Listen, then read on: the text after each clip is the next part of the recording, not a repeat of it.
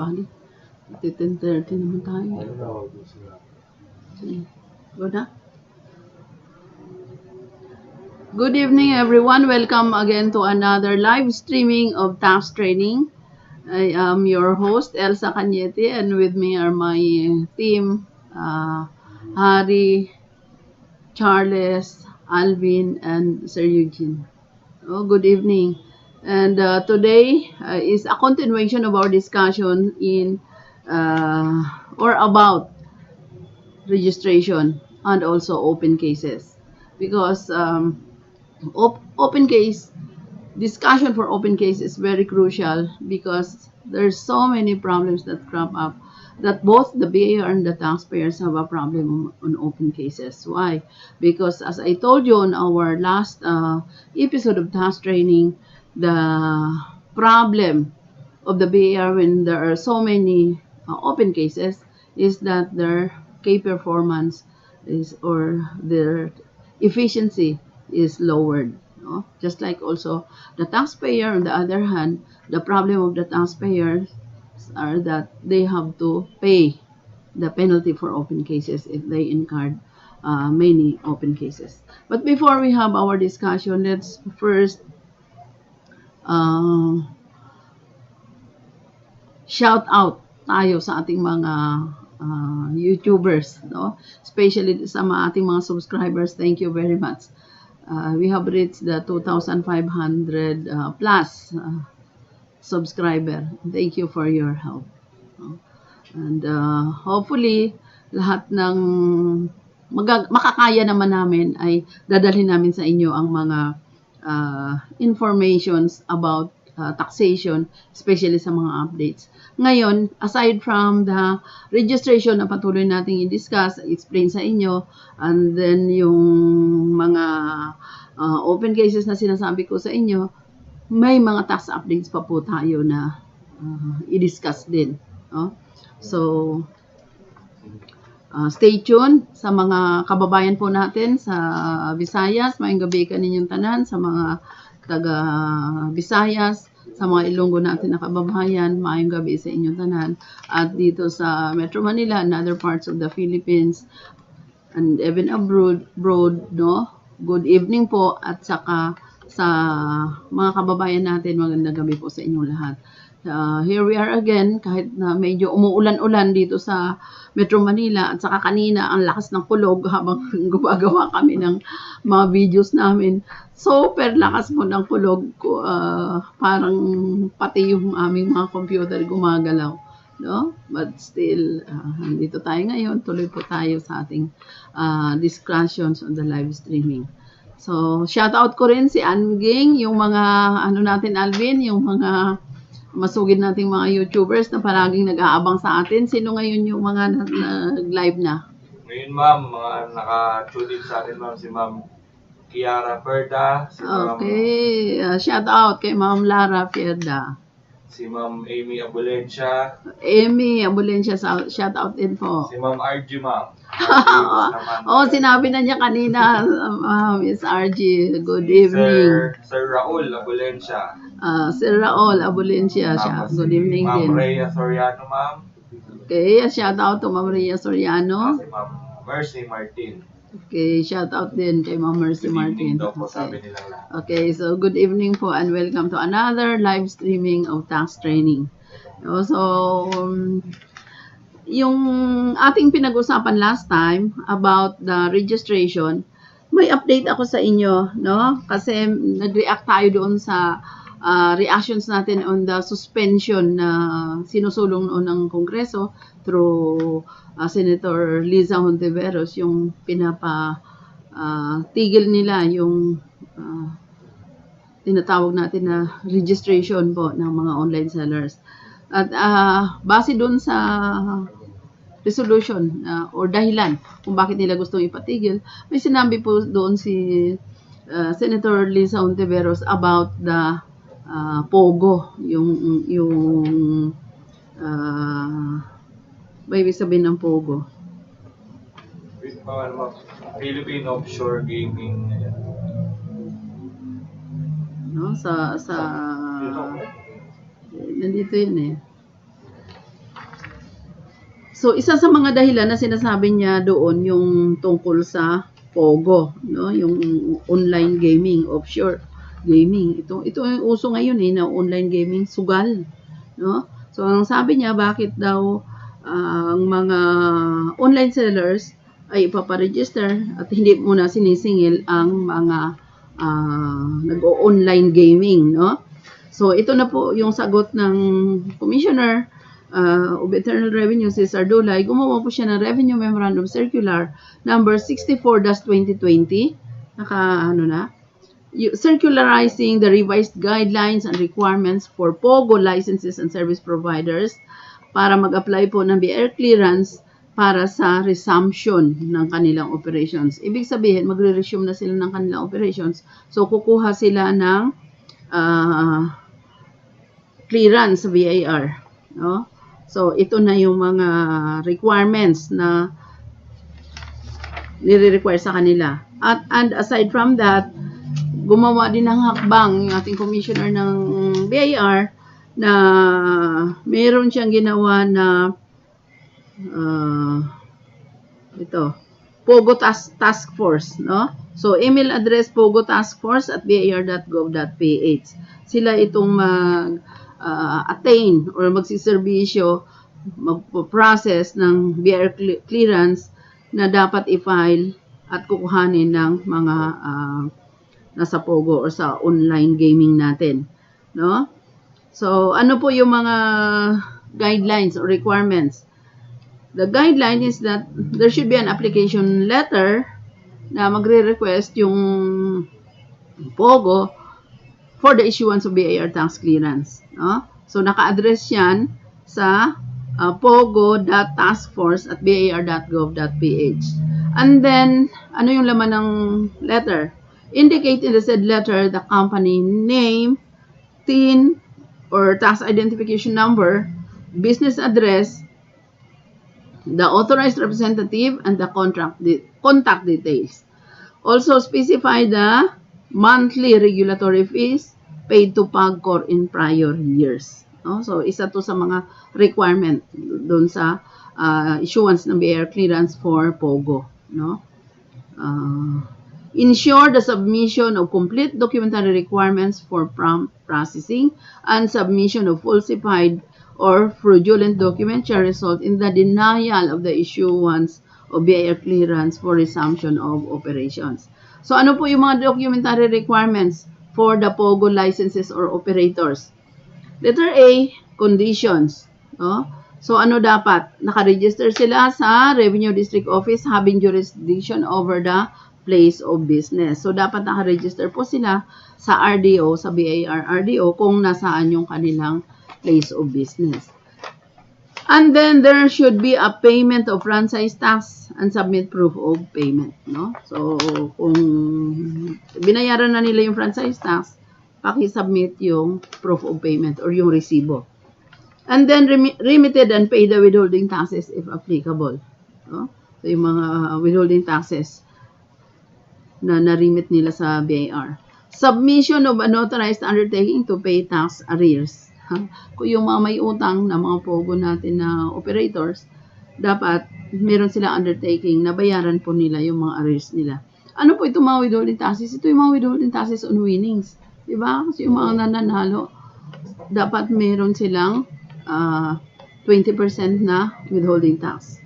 No?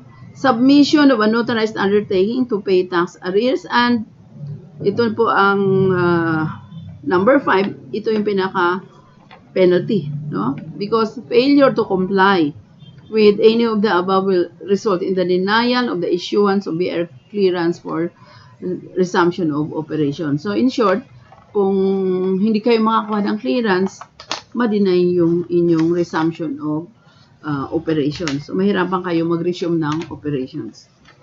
What are the documentary requirements? Yung unang binasa natin are the conditions. Ito naman ang pangalawa, letter B, documentary requirements. So, what are the documentary requirements para makakuha ng BIR tax clearance ang POGO? So, copy of application for registration of corporations duly received by the concerned RDO. No? BIR form number 1903.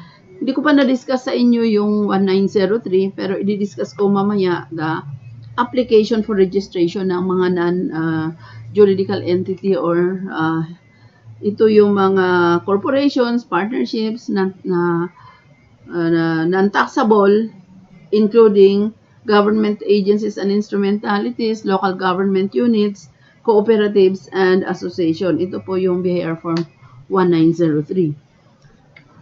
Ang marami dyan mga private corporations, no? They're also using 1903 as their form for application sa registration po nila.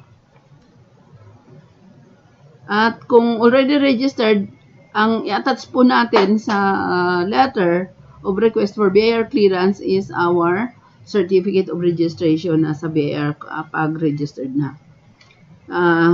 Number 2, copies of franchise tax returns together with proof of payment. No? So, yung franchise tax na, kasi under sila ng PAGCOR, so dapat meron silang binayaran na franchise tax. No? And also, proof of payment. No? Ano yung form nila pagbayad ng franchise tax? BIR form number 2553. And then number 3, copies of monthly remittance form for income taxes withheld, BIR form number 1601C and 0619E and F, quarterly remittance return of income taxes withheld, BIR form 1601EQ and IFQ, or payment form, BIR form number 0605 for January to April 2020. Ano tong payment ng 0605 for January to April 2020? Ito yung binigyan tayo ng parang incentive kasi nga during the lockdown. No? Notarized undertaking to pay tax arrears, especially those na hindi updated yung payment. No? So, who are these POGO service providers? Letter A, conditions. Registered with the concerned revenue district office having jurisdiction over the place of business. Submit a copy of 2019 income tax return, ITR with proof of payment. So, requirement po yung ITR na 2019. Anyway, tapos na. Nag-deadline na tayo ng 2019 na ITR noong June. No? So, tapos na. Remitted and paid the withholding taxes due from the months of January to April 2020. So, para magkaroon po kayo ng clearance, dapat yung withholding taxes nyo ng January to April bayad. Submission of notarized undertaking to pay tax arrears. Yes, to pay tax arrears if any, kung may mga utang, meron kayong undertaking to pay. Failure to comply with any of the above, hindi kayo mabigyan ng BIR clearance. Documentary requirements for POGO service providers. No? Copy of BIR application for registration duly received by concerned RDO. Copy of 2019 income tax return. Copies of monthly remittances, yung banggit ko na sa inyo kanina, 1601C, 0619E, the monthly and the quarterly. And then notarized undertaking to pay tax arrears. Okay, so take note now that the application of a service provider for the issuance of BIR clearance shall not be approved in case the POGO licensee failed to comply with the BIR requirements for BIR clearance. Okay, so sinong may perma po dito sa RMC na to? Deputy Commissioner for Operations, si Mr. Arnel Gubalia. No? And then siya din po yung head ng POGO Task Force. Okay. So, yun po yung paalala natin, update natin sa mga POGO licenses natin na pwede na kayo mag-resume ng operations but you have to get a BIR clearance from the BIR and binanggit ko na po sa inyo yung mga requirements, no? So, with the service providers po ng POGO, kasama din. Okay? May question na ba? Wala pa. Okay. Wala pa man, pero mga nag-tune in sa atin nung bago, Sir Jonathan Nolasco. Ulit. So, suki natin si Sir Jonathan. Good evening po, Sir Jonathan. Si Sir Teng Bautista. Okay. Si Sir Aljon Ignacio, at si Ma'am Maylinda Pumaloy, ma'am. Okay. So, ito mga suki natin. No? Shout out po sa inyong lahat. And sana mabigyan pa namin kayo ng mga updates. No? Shoutout ko rin yung mga cooperatives. Actually, during the filing season, sabi ko nga sa inyo, I am an accredited CPA for cooperatives. And ang dami pong mga lumapit sa akin during the filing season. At gusto ko din, isa sa mga services na gusto ko din tutukan ay sa mga cooperatives. Kasi during the time of Chairman Lusada, siguro mga 1990s yun, ng CDA, I was offered position sa CDA pero hindi ko tinanggap kasi nasa BIR na ako. No? But one of the things that I wanted to do yung sa mga cooperatives, especially magbibigay din ng mga training sa cooperative. It was one time nag-apply din ako ng accreditation as training provider ng CDA, no? But napatutok ako dito sa Philippine School of Taxation knowing na napakalawak ng taxation, so dito ako nakafocus. But I wanted to alagaan din itong mga cooperatives, especially in their tax compliance. So, hindi po kasi ibig sabihin na exempted ang cooperatives, wala na silang tax liabilities. Marami pa po. No? So, tanggalin natin yan. Ang exemption po ng cooperatives, income lang, number one, at saka VAT or percentage. Pero, yung exemptions na yun, pagka wala kayong transactions with non-members. The moment meron na kayong transactions with non-members, ang cooperatives are subject to tax na po. Oh? So, tuloy po tayo sa ating tax updates. And before we proceed, shoutout ko lang po ulit yung tungkol sa YouTube channel po natin. Actually po, yung YouTube channel natin ay just started with a tax training na tinutukan ko po siya ng husto. But in the making po yung ating other YouTube channels, ano po yun? Kasi aside from siguro na linya talaga ako dito sa taxation, yung gusto kong ginagawa pa is about the urban gardening o kaya yung pagtulong sa ating environment. So that was one of my advocacy po talaga, is, lalo na nung nagtataga ko nung Direct Programs for People's Welfare Incorporated. Ito po ay isang non-stock non-profit organization, and one of the projects na talagang pinurso po namin itong about environment. Why? Kasi yung environment natin may benepisyo tayo na nakuha sa ating environment, pero dapat din nagbibigay din tayo ng tulong sa ating environment. Kasi ano yan mutual yan two-way po kasi yan hindi pwedeng one way, no? Kasi bakit siya kailangan na alagaan din natin ang ating environment para hindi siya masira. At isa doon yung ating para sa akin yung gardening, no? Kasi aside from nabibigyan tayo ng pakinabang, no? Kung magtatanim tayo ng mga herbal, yung ating mga halaman, nagagamot tayo. Kung magtatanim tayo ng mga gulay, pagkain, nabibigyan tayo ng pagkain. O kung nagtatanim tayo ng mga bulaklak, nabibigyan nila tayo ng happiness sa ating pakiramdam natin. Kasi nakaka-elicit po ng positive vibes ang mga halaman. So, one of the channel na pinopromote ko pa sa inyo is the urban gardening. Nandoon po yung ating mga halaman.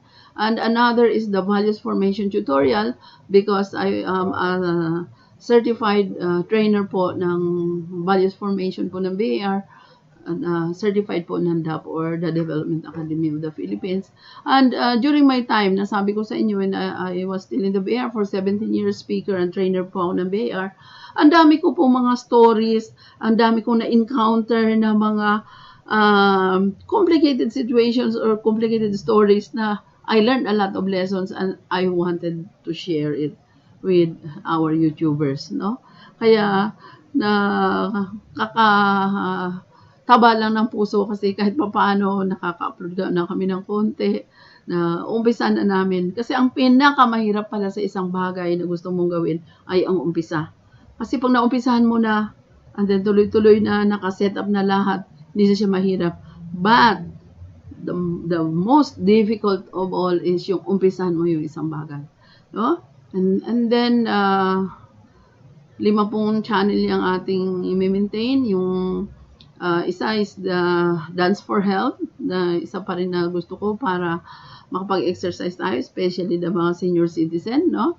Na ayaw nang gumalaw kasi masakit na ang mga kasukasuan, hirap ng kumilos, no? So, sabi nga ng isang kasama ko sa BIR, kahit may edad ka na, you still enjoy life, no? Basta ilagay natin lahat sa tama at disiplina din sa sarili. Kasi kung palagi na lang tayo nakaupo, palagi nakahiga, palaging wala nang gustong gawin sa buhay, lalo pong sasakit yung katawan natin, no? So, dance for health. Para galaw-galaw tayo, yung mga kasukasuan natin, mga exercise, magkaroon po tayo ng magandang katawan. Kasi dumadaloy ng maayos yung dugo natin. Dance for health po para sa magandang buhay. No? And then another is the usapang hanap buhay, which I really wanted to share, especially para malaman nyo, grade 2 pa lang po ako naghahanap buhay na ako. No? Ano yung ginawa kong hanap buhay? Nanghingi ako ng pilapil sa father ko, tinaniman ko ng gulay, and then nagtitinda ako sa palengke. No? Nalagay ko sa sako, ang layo ng bahay namin. Tinitinda ko yan. Kaya, usapang hanap buhay yun. Lahat ng klaseng hanap buhay po, ipipresent namin sa inyo at paano kumita. Kasi, lalo na ngayon na pandemic, kahit paano makatulong tayo. And that's also one of the program ng Direct Programs for People's Welfare Inc.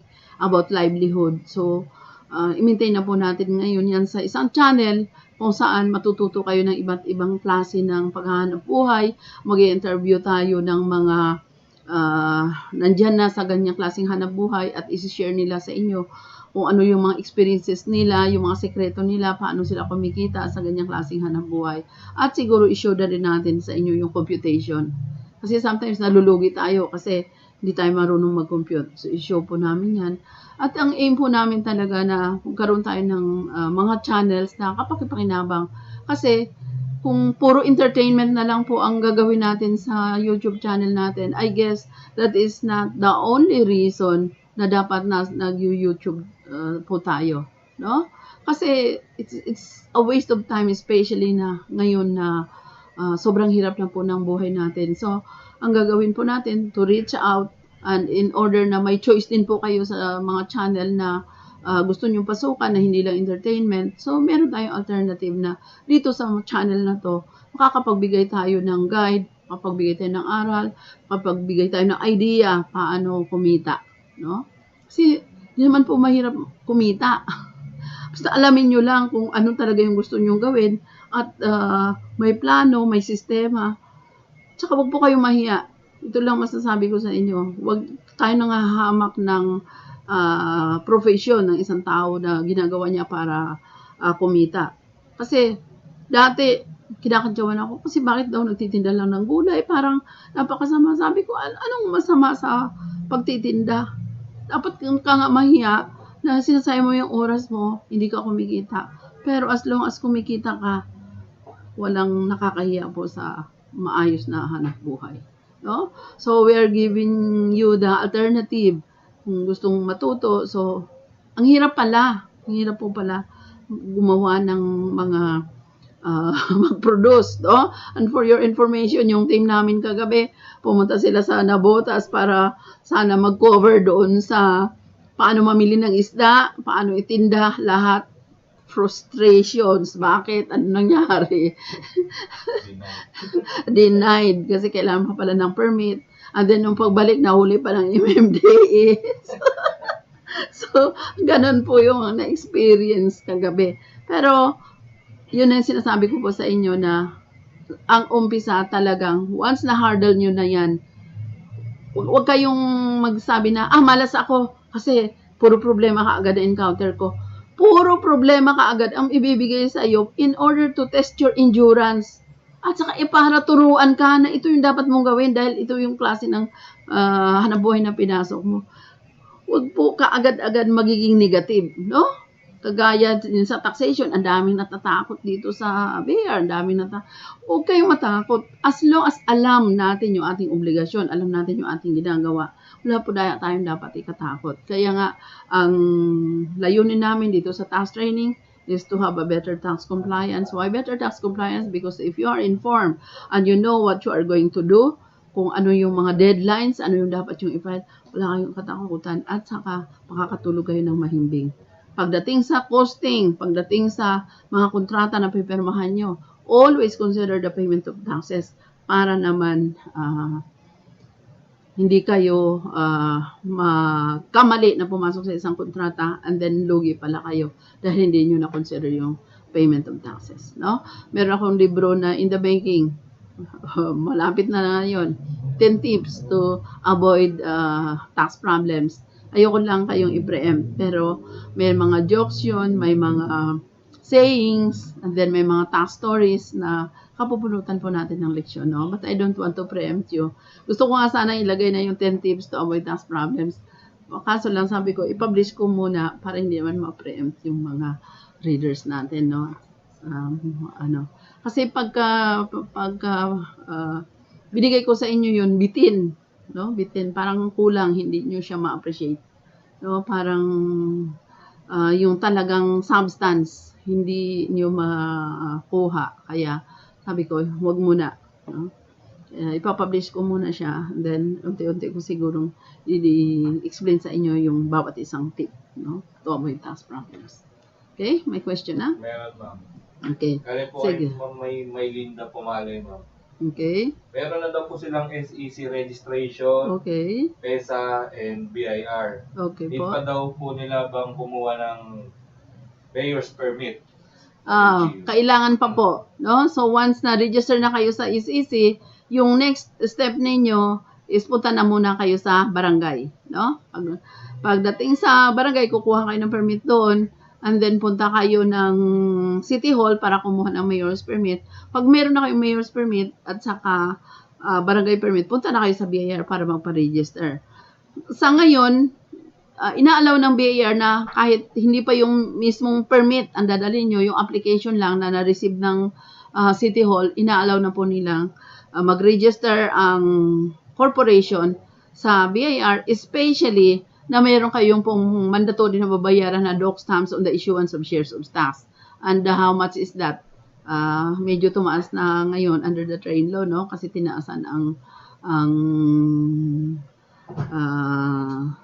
tax on doc stamps, no? Tingnan natin sa tax code, especially sa train law natin, no?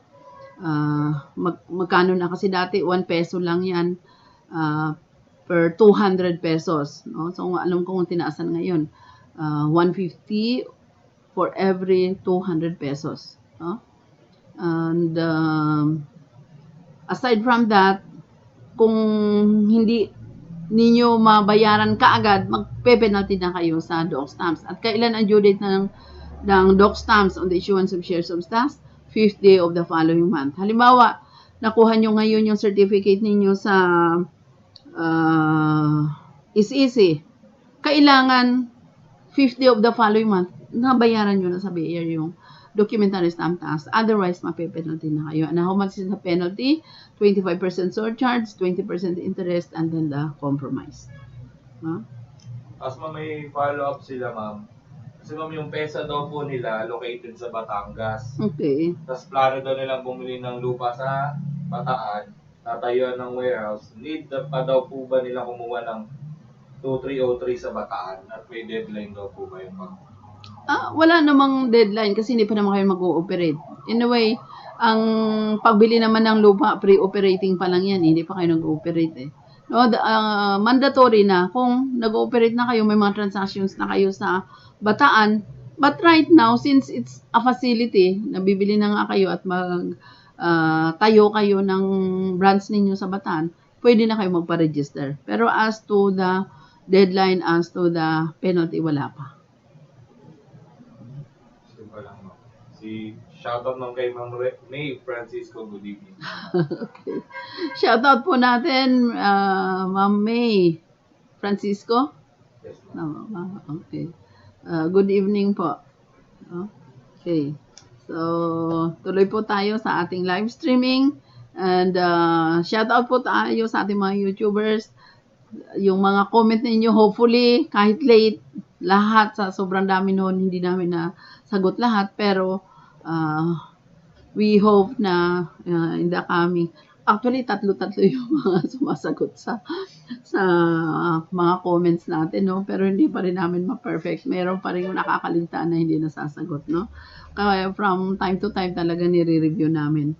At saka pasalamat din kami kasi dun sa aside from nagko-comment, may nagme-message pa sa Messenger, sa Facebook, na may nag-i-email, may nagte-text sa mga cellphone. So, nakakatuwa lang because mapifeel mo talaga yung desire nila to know, no? Kasi hindi naman yan, isang tao, hindi naman yan waste ng time nila to have an effort para dun sa wala lang, no? So, nakakatuwa kasi ibig sabihin lang, nag-e-effort din tayo in order na magiging updated tayo sa kahit anumang tax information, no? Okay, so yung reaction natin noon sa online sellers, no? So, ngayon, may mga congratulations dun sa mga online sellers na nag-register na, no? May mga nagpapa-register na saka nag-comply na. No? So, nakakatuwa lang. Kasi, yung mentality po kasi na na-adapt ko is yung sa military na obey first before you complain. Kasi, hindi naman yung mga regulations, hindi naman yung ginagawa para pahirapan tayo. No? Nahihirapan tayo in a way, pero ang purpose talaga niyan, ease of administration. At saka, kagaya sa tax, ang purpose talaga niyan, mapabuti din at mapaganda yung ating support natin sa government. Kasi dyan naman kumukuha yung gobyerno natin. Okay? Wala pa. So, tuloy po tayo sa discussion natin. Pero, idugtong ko na yung para sa registration. And then later on, magbibigay ako ng mga tax updates. Kasi, kailangan natin ng tax updates para hindi tayo mahuli sa mga, natin, sa ating mga obligasyon na mamaya may mga updates pala pero hindi natin alam. At least, meron na rin tayong mga reminders po sa ating mga YouTubers. No? So, hindi ko pa na-discuss sa inyo yung 1903. May 1903 ka ba dyan? PowerPoint? Okay. Tama. Kasi may 1902 pa, di ba? Oh, so, isunod muna natin siguro yung 1902 bago yung 1903. Okay. Ito biglang may pahabol si Ma'am Linda. Okay. Kahit po pala may PESA registration at BIR registration na kami, need pa ng mayor's permit. May deadline po pagkuha kahit wala pang operation. Ako wala pang operation, wala pong deadline. No? Ang magiging problema nyo dyan sa mayor pagka may operation na kayo. No? At also sa BIR, hindi lang po sa mayor's permit. Pero kung hindi pa talaga kayo nag-umpisa, wala pa po kayo penalty sa mayor's permit. Pero sa BIR, since meron na kayong is-easy na certification, registered na kayo with the is-easy, may late na kayo sa doc stamps. No? Isabay yun sa pagpaparegister sa BIR. Kasi hindi naman kayo makabayad ng doc stamps kung wala kayong tax identification number, and that identification number i-activate yan ng BIR, issued yan ng is-easy, pero i-activate yan ng BIR once pumunta na kayo doon at magpa-register at magbayad ng documentary stamp tax. Okay. So, tuloy po natin yung ating discussion on registration, and I will discuss to you the application for registration ng BIR form number 1902. Actually, may mga questions tayo dito. This is about the application for registration ng employee. At ang tanong ng karamihan, kanino ba obligasyon ang kumuha ng TIN? Sa employer ba o sa employee? No? So, kanino ba? Kanino ba obligasyon? Kay employer o kay employee? Ang karamihan kasi na mga employer, sa employee. Kasi bago sila i-hire, nire-require na silang kumuha ng PIN or ng tax identification number. But there are employers na ina-accommodate nila yung kanilang employee kahit na walang TIN, hina-hire nila. And then, ang problema ng iba employer, nagwi-withhold sila ng compensation sa salaries ng employee na walang TIN. No? So, anong mangyayari ngayon? Mahihirapan silang mag-report sa alpha list na walang TIN. O, madali lang po kumuha ng TIN. Huwag na lang kayo magturuan. Kung bago po mag-umpisa, no, ang employee, kumuha na siya ng TIN. Kasi mabilis lang naman. No? Para pagpasok niya sa isang kumpanya, may TIN na siya, may application for TIN. No? Itong 1902, for individual earning purely compensation income, local and alien employee. Itong application for BIR na registration, BIR form number 1902 are for the employees. At ang employees na yan, pwedeng local and pwede ring alien employee. No? So, part 1, taxpayer employee information. No? Line number 1 is the PhilSys number. So, tingnan nyo sa mga bagong BIR form, nandyan na yung PhilSys number na ito yung Republic Act na in-explain natin sa inyo noong Tuesday, yung last natin na live stream. No? At ito ay isang batas na lahat ng mga tao, pati bata, ay meron ng PhilID. No? So, taxpayer type can be local, resident alien, or spatial non-resident alien. And then the BIR registration date. Ano ang ibig sabihin ng BIR registration date? Ito yung nagpa-register ka na sa BIR as an employee and you are now a taxpayer. No? And line number 6, that taxpayer's name, last name, first name, middle name. No? And then the suffix. Itong suffix yung junior. And then number 7, the gender, male and female. And number 8, the civil status can be single, married, widower, and legally separated.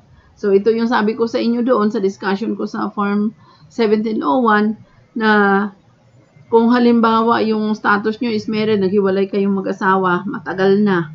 No? Pero wala namang court order na legally separated kayo, married pa rin po yung inyong status. Date of birth ng employee, place of birth, mother's maiden name, father's name. Ito talagang hindi tayo dapat magkamali dito. Although may mga iba na nagkakamali, yung date of birth nila, bago-bago, iba-iba magkakaproblema po kayo. What is the source document for this information? Ito yung mga supporting documents for this information. Your birth certificate na certified ng PSA or the Philippine Statistics Authority. No? So, wag bago-baguhin yung pangalan, yung date of birth, pati yung mother's name at saka father's name. Wag po bago-baguhin yan. Kasi kung ano yung naka-register doon sa local civil register natin, na yun yung record na nandyan din sa PSA or the Philippine Statistics Authority, yun na. Huwag nyo na pong baguhin. Dahil magka-problema kayo. Later on, magkiklaim kayo ng mga benefits o kaya may mga dapat kayong i-claim o whatever. Magkaka-problema kayo kasi ang data ninyo or yung information ninyo hindi magtatali. And that can be a ground for denial of your claims. No? Ako talagang experience ko po yan. No? When I was still in the BIR, may pumunta sa amin na galing pa siya sa malayong lugar. No? Ang problema niya, magre-retire siya as teacher. Ngayon, dala-dala niya yung kanyang tax identification number. Iba yung date of birth na nakalagay sa tax identification number niya. And that was the ground na hindi siya tinanggap. Hindi inalaw yung kanyang retirement ng GSIS. So, magkakaproblema po tayo. Basta kung ano yung information. Kasi yung iba kasi, makalimutan o hindi masyadong binibigyan ng pansin kung ano na lang ilalagay kung mag-fill up ng mga information. huwag na huwag po natin gawin yan. No? Ang information na especially patungkol sa atin, isa lang yan at huwag baguhin. Otherwise, magkakaproblema kayo. Okay. Excuse me. Painom muna. No? Wala nang shoutout yan? Wala pa, ma'am. Okay. Sige. Nakaka, ng lalamunan. Pero, tuloy tayo. Okay. Itong line number 13 about citizenship, no? Other citizenship, kung dual tayo. And then, local residence address, ito pwedeng magbago to. Ina-update lang to sa BIR kung may bago na kayong address. No? Yung question kanina ni Ma'am RG Bustamante, na saan ba talaga magpaparegister ang empleyado? Sa residence ba niya o sa residence ng employer? No? Ang alam ko, ang sabi ko sa kanya, sa residence na, sa address ng employer. Pero ang sabi naman ni Ma'am RG, may nabasa siya na sa residence na talaga ng employee. No? So, tingnan natin yan. Ang sabi niya sa akin, i-email niya. Okay. And then, we have the line number 16, the foreign address, the municipality code, the tax type. Tingnan nyo yung number 18, line number 18, tax type ng employee is only income tax. No? So, dyan ninyo titingnan na pag may business ka, ang dami mong tax types. Ano yung mga tax types? So, may income tax, withholding tax, may VAT or percentage taxes, expanded withholding tax. Pero, pagka empleyado ka, income tax lang yung tax type mo. So, ibig sabihin, ang burden of paying taxes, mas magaan pag empleyado ka as compared sa negosyante ka. Identification details. Ito yung kung anong ID ang ipinresent mo nung nagpa-register ka. No? The type, the number, the effective date, the expiry date ng ID. And then, sino yung nag-issue? The issuer. And then, the place or country of issue ng ID which you have presented. Preferred contact type can be landline or mobile number. And then, the email address is required. So, ibig sabihin, hindi pwedeng wala kang email address. Kasi, ngayon, halos lahat ng tao may email ad na. No? Why? Kasi it's a form of communication na napakabilis. At then, recorded din. Ako yung mga email ko, ang ginagawa ko, ina-archive ko. Hindi ko siya dinidelete. Why? Nilalagyan ko ng clustering or kung anong klase siya na mga messages and then nilalagay ko sa archive. No? In that case, madali lang maghanap. Ngayon, ang pinapa-classify ko naman yung mga pictures, mga videos na sobrang dami. Ang hirap din pala. No? So, ganun din po ang gagawin ninyo mag-cluster na kayo. So, sa email address. No? We must learn how to manage our email. Kasi dito na yung pinaka-communication natin. Andyan na sa email. Spouse information, the employment status of spouse can be unemployed, employed locally, employed abroad, or engaged in business or practice of profession. And then, there is an information, line number 24 for the spouse name. So, fill up po natin yan. Number 26, spouse employer's name, kung employed siya, and then the spouse employer's name. Still in BIR Form 1902, application for registration of employees. So, we have employee with 2 or more employers, no, multiple employment within the calendar year. So, multiple employment can be successive or concurrent. I have explained to you that. No, the name of the employer, kung ilan yan sila, and then meron siyang declaration under the penalties of perjury. Why? Kasi, ang information na pinila mo dito, dapat totoo or correct. Otherwise, you will be charge of a crime, no, ng perjury. Kasi hindi tama yung pinaglalagay natin dito na information. And then, another is the compliance natin with the Data Privacy Act. No, na yung mga personal, mga confidential na information hindi po natin pwedeng i-divulge. And then we have on part 4, the primary current employer information, the type of registering office, the head office or the branch office, and the TIN. Sa employer na po to ha. And then we have the employer's name, the employer address. Very specific yan, and the contact details. No? Also, sinong pipirma dito? The employer. No? So, declaration under the penalties of perjury. So, what are the documentary requirements for the 1902? No? For local employee, any identification issued by an authorized government body, the birth certificate, passport, driver's license, and others that choose the name, address, and birth date of the applicant. Number 2, marriage contract if applicable, no, for those who are married. For alien employee, you have passport. And then number 2, working permit or photocopy of duly received application for alien employment by the Department of Labor and Employment or the DOLE.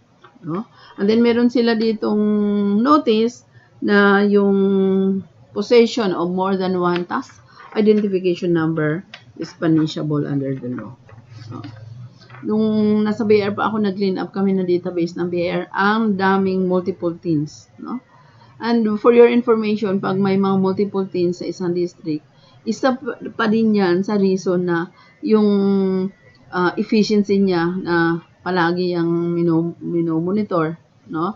Yung efficiency ng isang district na lower down the efficiency because maraming multiple TINs. Kaya din-discourage po talaga may multiple TIN and actually pinipenalize po pag mahigit sa isa yung ating TIN kasi ang dapat po sa TIN talaga isa lang. No? Okay, so ang signatory dito is the employer or the authorized representative. And the title position of signatory. Importante po itong signatory, no? And then, yun lang, bibigyan ka na ng, pag natapos mo na to, dadalhin sa BIR, papareceive, may transmittal dito yung employer, then bibigyan na ng tax identification number. Once you are given the tax identification number, that is your permanent number, no? Although, secondary na lang siya pagdating ng field ID, primary ID na natin yung field ID. Okay. So, question? Meron po, ma'am. Okay. Galing po kay Ma'am Baby Joanne Magsino. Okay, so shout out po kay Ma'am Baby Joanne. Paano po kapag sa online bumili ng products, wala po official receipt, paano po malalagay sa cash disbursement ko? Thanks po and stay safe daw. That's the risk, no? Pero kahit online po yan, pag bumili kayo, pwede kayong manghingi ng resibo. No? Pwede yan manghingi ng resibo. Why? Kasi requirement po talaga yan na once you are having an electronic transactions, electronic business, ang mode of recording mo is also electronic. That's why you have also, you are also required to issue electronic receipt. May permit pa po yan. Ang tawag doon, permit to use computerized accounting system. No? So, ano yun? Halimbawa, bumili ka na, walang resibo, dapat nanghingi po kayo ng resibo. Kasi yung mga online sellers po na yan, karamihan dyan, mayroon naman yan silang resibo na dapat i-issue sa kanilang mga customer. Yung mga wala pa, yun talaga pinapunish. At pag doon ka bumili sa mga hindi nagre-resibo, yung binili mo sa kanila, hindi mo pwedeng i-claim as an deduction. Why? Because that will be disallowed for lack of supporting documents. Okay? Sige. Sige, tuloy po tayo sa application for registration natin. Tapos na tayo sa 1902. Ang pinaka-importante pa na isa, na parang sa 1901 din, itong application for registration ng 1903. Bakit ko po ini-emphasize sa inyo na napaka-importante po ng registration? Why? Kasi ito yung first step natin na parang pumasok na tayo sa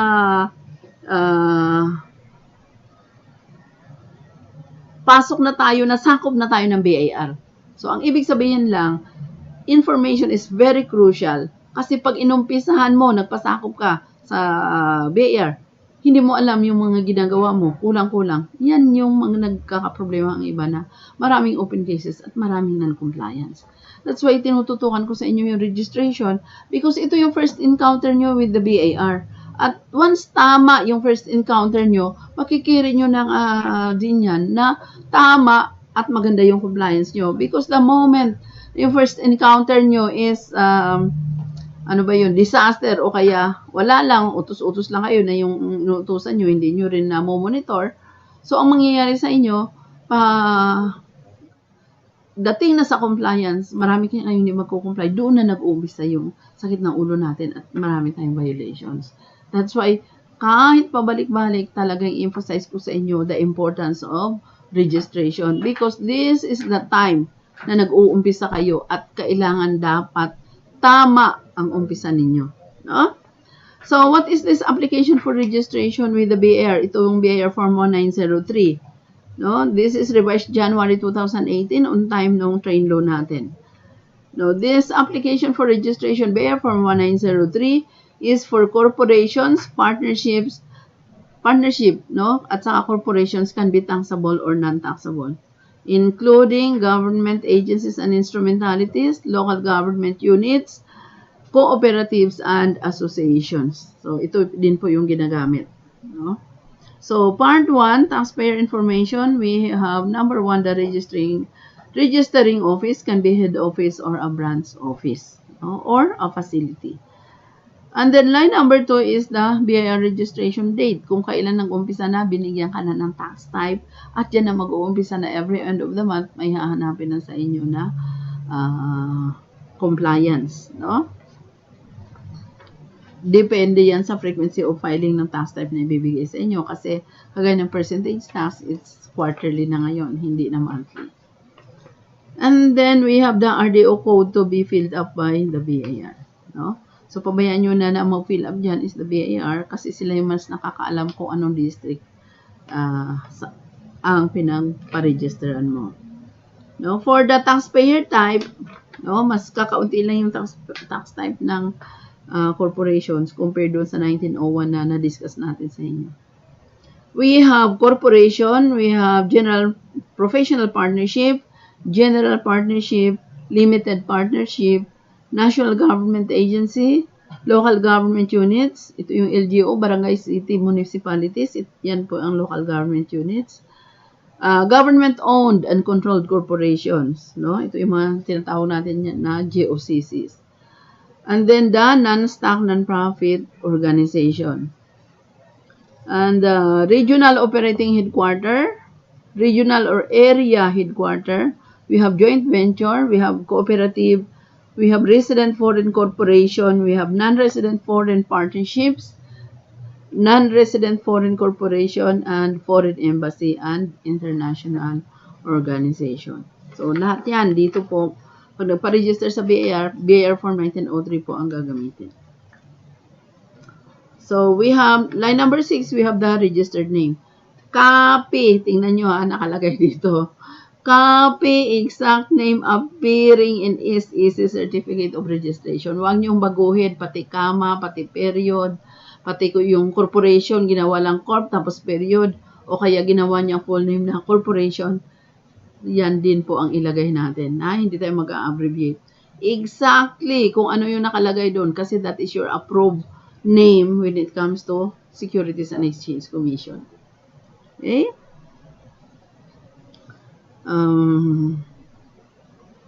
Saan na tayo? Registered name. Line number 7 is the date of incorporation or organization. Doon sa aking discussion sa inyo on BIR Form 1702 RT, yung regular tax, na-discuss ko na rin po sa inyo yung date of incorporation, no, or cooperation. Yung iba kasi, based on my experience, binabago din nila yung kanilang date of incorporation or organization, especially pag nag-amend po sila ng Articles of Incorporation. Hindi po tama yun.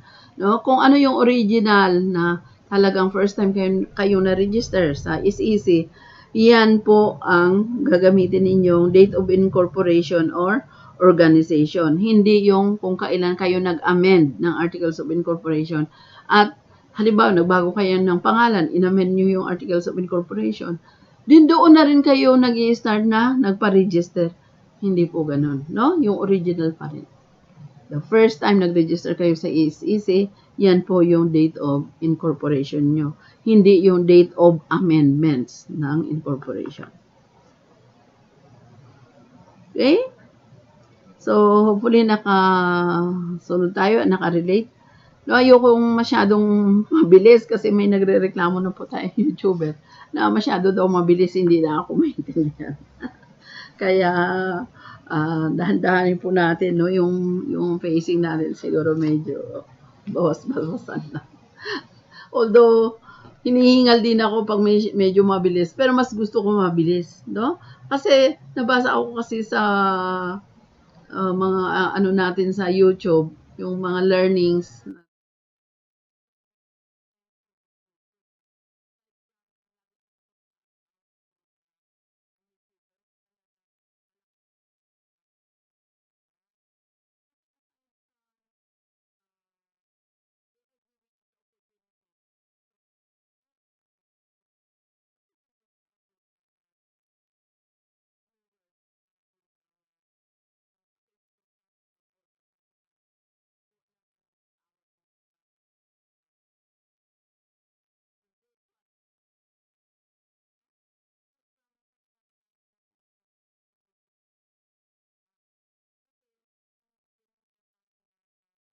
Tinuturuan para magawa ng tama, yung paggawa natin ng thumbnails, lahat. So, thank you po talaga, no, sa YouTube.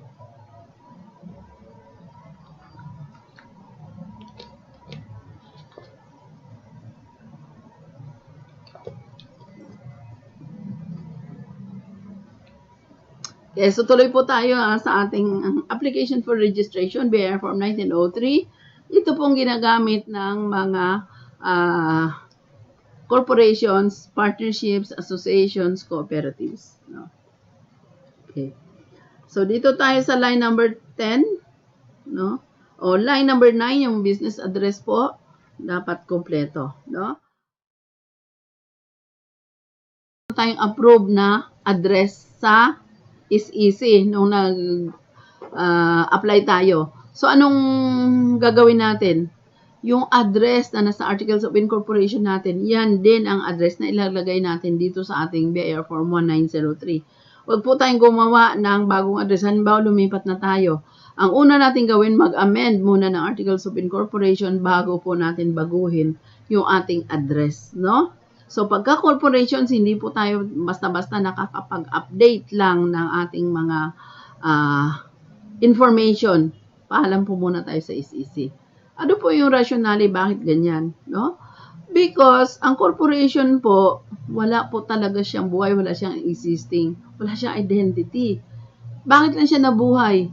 Kasi by operation of law. Binigyan lang siya ng buhay ng operation of law. So, anong yung dapat gawin? Lahat ng galaw mo naayon sa batas. So, pag nagbago ka, baguhin mo muna yung sa SEC na record. Hindi ka basta-basta magpalit na lang o magbago na lang ng address o ng kahit anong information.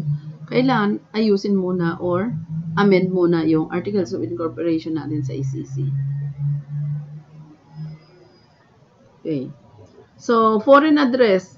Kung foreign na corporations, no? So, ilagay din natin ang foreign address. Ano yung nangyayari pagka foreign yung corporations? May license to operate po sila dito. At kumukuha din sila re-register din sila sa SEC. Number 11, the municipality code, purpose of TIN application. Bakit ba siya nagpa-register? No? Nakalagay dito kung ano yung purpose. And then the preferred contact type can be landline, can be fax, number can be mobile number or email address. But the email address is mandatory. No? So, kailangan nandyan talaga ilalagay mo. Hindi siya optional. Part 2, authorized representative. No? Sa susunod po, para hindi kayo maboring, meron na tayong, mag-i-introduce na tayo ng mga tax stories, mga tax jokes, no? Sa mga hugot lines dito po sa ating live stream. So, si Alvin magaling maghanap ng mga hugot lines. No? Mag-share din tayo sa inyo ng mga jokes para mas lively yung ating. At saka pwede din po kayo mag-share, no? Wala tayong monopoly dito na discussions na ako lang. Mag-share din po kayo kasi yung mga comments na lalagay ninyo dyan sa ating comments section po sa YouTube, i-share po natin sa lahat, no? Babasahin namin, no? So mag-share po kayo. And then, although meron na ako kasing mga na-research dun sa mga tax stories ko, yung mga tax stories na talagang real life na na-experience ko, no? So, share ko dyan sa inyo. And then, tuloy po tayo sa BIR for 1903. We have the authorized representative. Number 14, the relationship name. And then, we have the relationship type, no? Kung sino yung authorized representative ng corporation. Kung stockholder ba siya, member, tax agent, or employee, or agent ng corporation. Dapat nakalagay din po. And then, the tax identification of authorized representative, no? And then, the relationship start date, the address type, residence, place of business, the local residence address.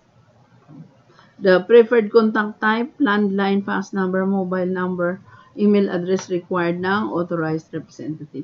Bakit po napaka-importante na at saka complete talaga yung data ng authorized representative? Why? Because the corporation is, sabi nga natin, wala siyang talagang identity. So, sino ang magpapagalaw or magtatayo na siya talaga yung representative ng corporation? No? So, dapat authorized siya. Sino mag-authorize sa kanya? All other na mga stockholders or board ng corporation. So, business information, the single business number. Hindi pa ito na anon sa atin, yung single business number. Hindi pa na-explain, no? Pero nandito na. Siguro ito yung counterpart ng PhilSys ID pagdating sa individual, no? Pero wala pang batas to na implemented.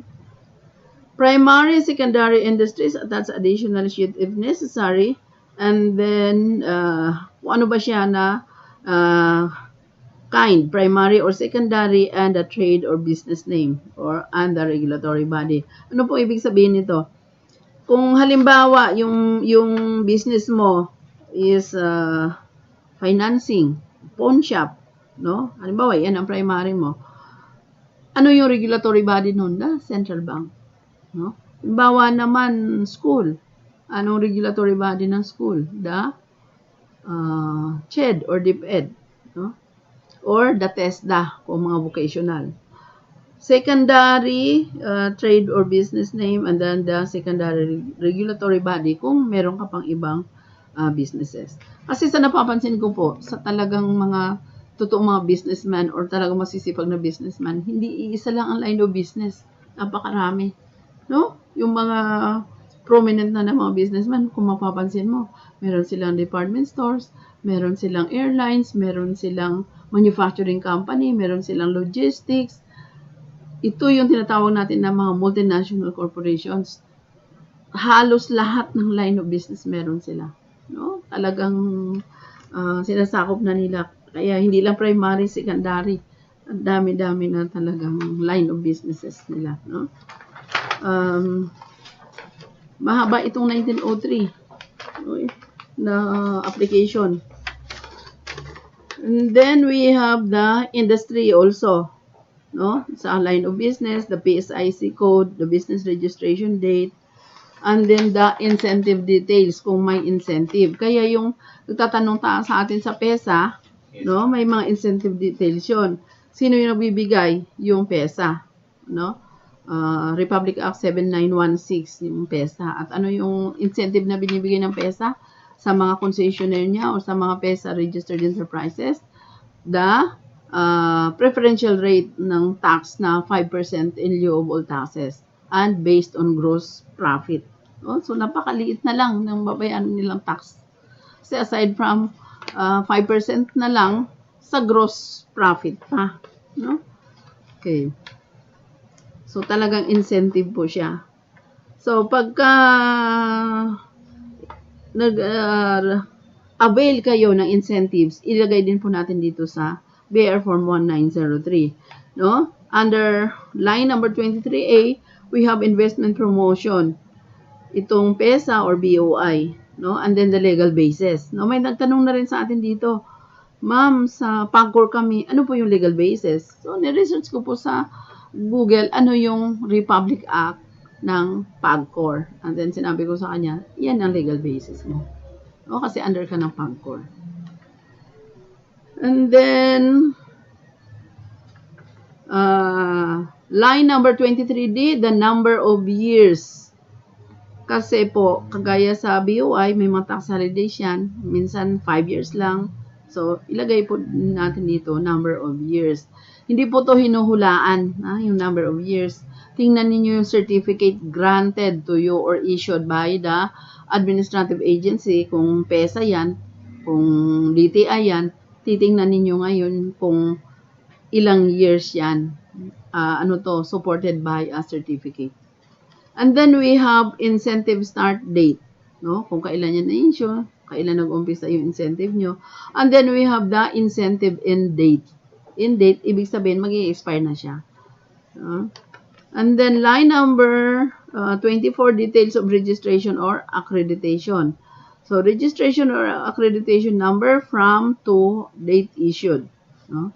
And then the registered activity, the tax regime, kung regular ba siya or special or exempt, and then the activity start date and the activity end date. No? Nandyan lahat po yan sa certificate nyo. In the absence na wala kayong certificate, hindi kayo approve sa PESA, regular po kayo. No? Hindi kayo kasama dito sa incentives.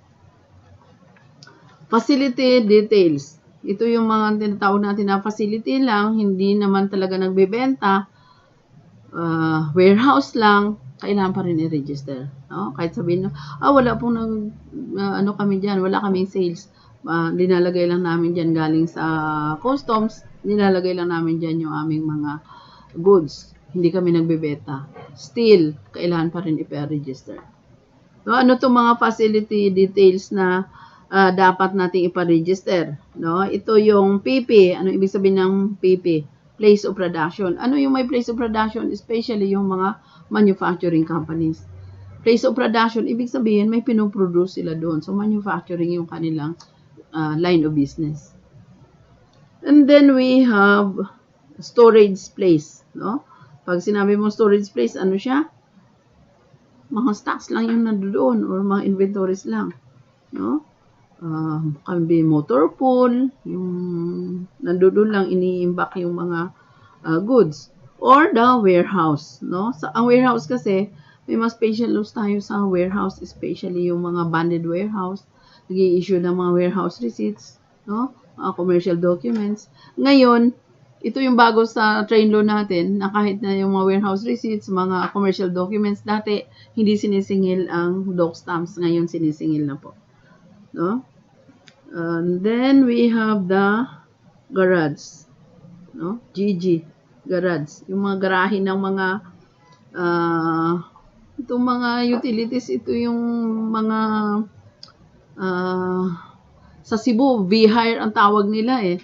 Anong tawag dito sa Metro Manila? Yung mga FX, mga van na from point to point lang sila na UB Express, no? So, di ba may mga garahe yan? No? Yes, may sarili sila na terminal. Kasi required sa kanila yun eh. Point to point lang, hindi sila pwede mag-pick up ng pasahero, no? So, may garage sila na certain place, binabayaran nila. Kailan po pinaparegister niyan sa BIR, yung mga garage. Anong BT? Bus terminal, no? Pati bus terminal. Diba sa bus terminal may negosyo ba dyan? Sa bus terminal talaga wala kasi nasa bus yung magbayad ka ng ano eh. Although yung iba advance na bago ka sumakay magbayad ka muna dun sa cashier, no? Yung mga tickets. So yung bus terminal should also be registered. Ano tong RP? Real property for lease. Ito yung ginagawang parking, no? Pinapaupahan yung space mismo. Kailangan din po registered. And the other specified. So, kung anong klaseng facilities, lahat po yan dapat naka-register. And then, we have the facility address. No? Very specific. Unit, building name, lot, street, subdivision or village, barangay, town or district, municipality, province, and the zip code. And then, we have the tax types. No? Ang daming tax types din. Withholding tax on compensation, expanded withholding tax, final withholding tax, friends benefits, VAT and other percentage taxes. Why? Nandito itong mga tax types na VAT and other percentage taxes. Kasi, kagaya ng mga GOCCs or corporations doing business, meron talaga sila niyan. No? Although yung mga LGUs natin, walang mga ganyan na tax types. No? Withholding lang. Okay. So, on it, not subject to capital gains tax, percentage tax on winnings and prizes, on interest and income tax, and then we have excise tax on alcohol products, on automobile and non-essential goods, cosmetics procedures, mineral products, petroleum products, sweetened beverages, tobacco products, tobacco inspection fees. And we have registration fee, percentage tax, stocks, overseas dispatch and amusement taxes. Na-discuss ko na to sa inyo. Ito yung 10%. Overseas communication tax. Under special laws, kung meron, and other percentage tax under the NIRC. And we also have the documentary stamp tax na tax type. No, the regular and the one-time transactions. Also, on dog stamps on capital gains, real property, capital gains on stocks. We also have donors, estate tax na tax type. No? Miscellaneous tax types and then others specified. And then yung third page natin, we have the authority to print, no? We have discussed this doon sa 1901 natin. Yung part 4 is the stockholders, partner, or member. So, kung sino yung mga partners and members natin, dito pa lang sa BIR Form 1903 nakalagay na rin yung kanilang designation, name or naka-disclose, no? And then, this Form 1903 is also under the penalty of perjury. So, ibig sabihin lang, kailangan tama yung nilagay mo dito, otherwise you will be penalized. No? And then this has to be signed by the president, vice president, principal officer, or accredited tax agent. At pag accredited tax agent, kailangan natin yung accreditation number or the attorney's roll number. And then the part 8, we have the payment details. No? So ano yun? Yung required dito is the registration fee kasi ano pa lang to eh, application pa lang. So, requirement is the registration fee. Pag late na, meron ng mga penalties. No? And then, we have the attachment, documentary requirements. Okay. May question? Okay. Yung follow-up lang po, ma'am, ni Ma'am Baby Joanne Magsino. Okay. Paano daw po kung sa online, sa ibang bansa bumili ng item, wala po silang OR, paano daw po malalagay sa cash disbursement? Wala. Hindi. Hindi nyo mailagay. Walang OR. I know po, yung mga online sellers na abroad, may mga OR po yan sila. Try to demand, try to ask. Meron po yan sila. Because their country also requires them to issue. Why? Ano po ba yung rule natin when it comes to payments of taxes? Especially cross-border taxation. Why cross-border taxation? Because yun po yung tawag dyan sa transactions na yan. Because ang goods, binili mo sa ibang bansa, and then yung buyer na sa ibang bansa, so nag-cross na yung border ng taxation. So under the tax conventions, especially the OECD model convention po natin, ano po yung sinasabi nila? Pagka ang income, saan mo siya dapat bayaran? Bayaran siya nung tao nag-receive ng income o sino ba talaga dapat mag-receive ng income. So income tax should be paid doon sa nagbenta kung saan siya naka-address. O, halimbawa, binili mo siya sa US, yung income tax dapat bayaran doon. Pero yung consumption tax, ibig sabihin ng VAT, yung business tax, saan daw siya dapat bayaran? At the place of consumption. So, dapat, kasi kung yung bumili ka sa ibang bansa, so imported goods yan, dadaan yan dapat sa customs. Pagdating sa customs, hindi yan ibibigay ng customs yung goods sa'yo kung hindi mo babayaran muna yung value added tax doon. Kasi ang customs is designated as a collector ng VAT on importation. So talagang babayaran yan doon.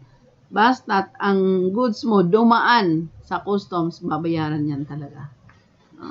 So yun po yung rule natin sa importation. Ito pa po ma'am, galing po kay NM Tanyada or Canada.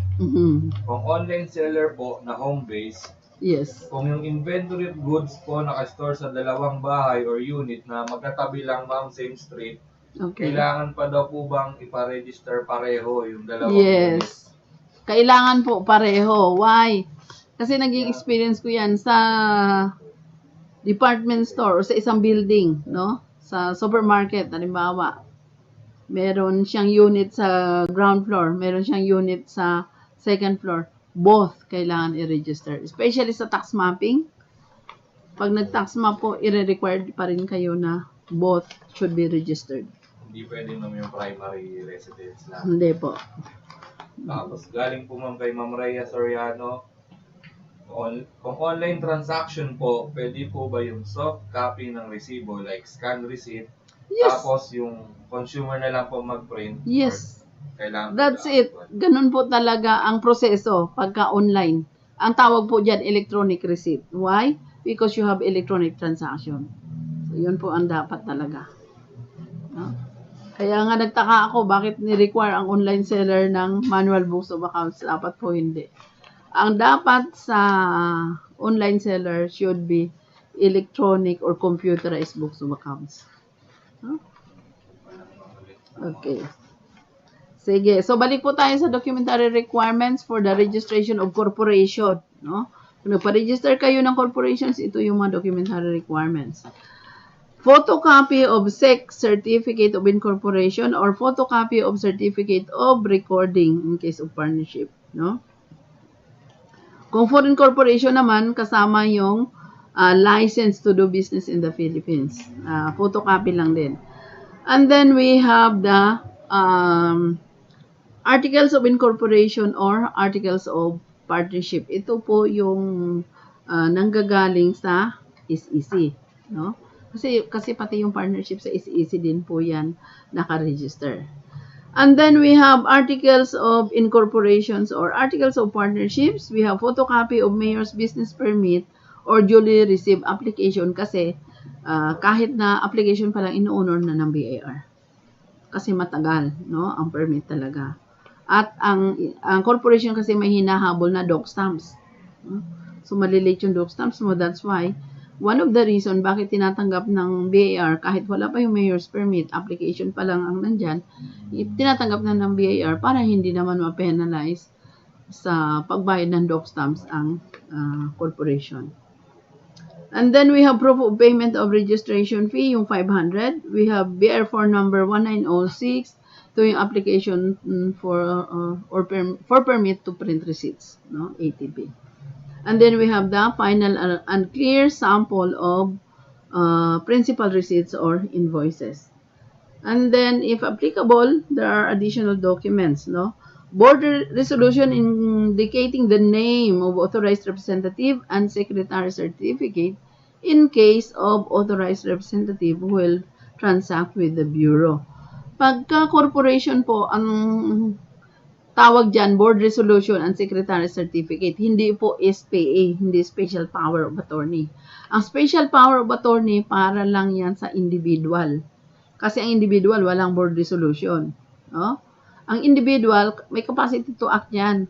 Kaya pwede siyang gumawa ng Special Power of Attorney authorizing a person to act in his behalf. Pero ang corporation, hindi po yan individual. Kaya ano ang pwede niyang gawin? Board resolution, kasi ang action ng isang corporation is through its board, no? Mga board member niya.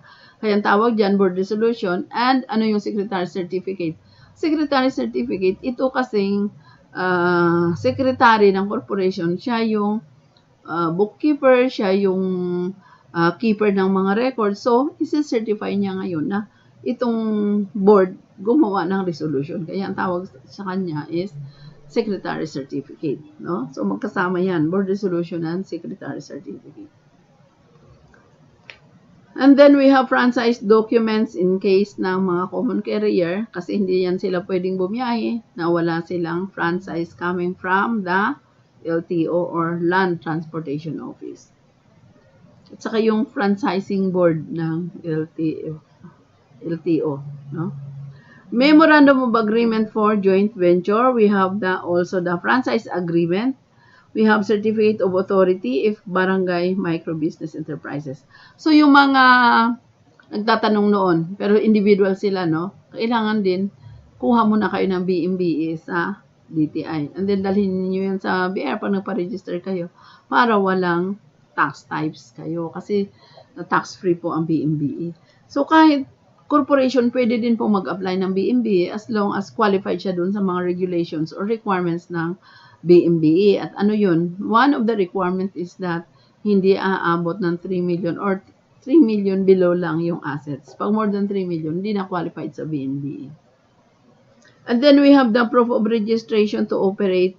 Ito yung mga registered enterprises sa PESA, POI, BCDA, ito yung Clark Development, and the SBME, ito yung Subic.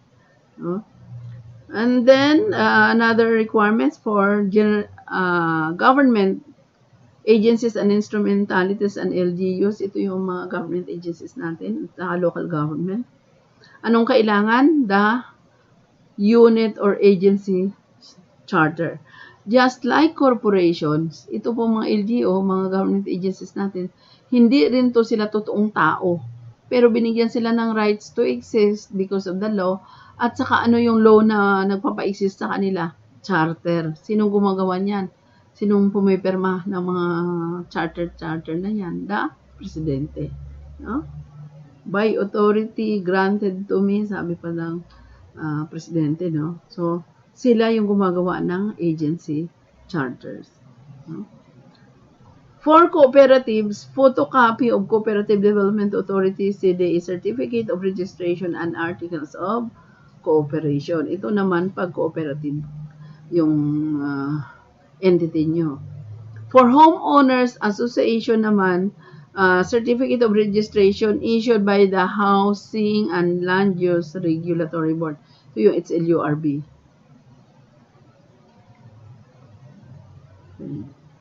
And Articles of Association. No? For labor organization, association, or group of union workers, certificate of registration issued by the Department of Labor and Employment. No? And also the bylaws. For foreign embassies, no? Yung mga yung mga foreigner natin, no? May mga foreign embassies yan dito sa Pilipinas. Endorsement from the Department of Foreign Affairs. For international organization, the host agreement or international agreement duly certified by the Department of Foreign Affairs also. And number 13, in case of registration of branches or facility types, we have photocopy of mayor's permit. No? So, yung mga facility type, yung mga warehouses, place of production. And then we have board resolution and secretary certificate para sa authorized representative. Also, proof of payment of annual registration fee, ito yung 500 pesos. BIR form number 1906, ito yung authority authority to print receipts or the ATP. And we have the final and clear sample of principal receipts or invoices. At same din sa individual, meron din pong nakalagay dito na yung possession ng more than one tin is punishable by law. No?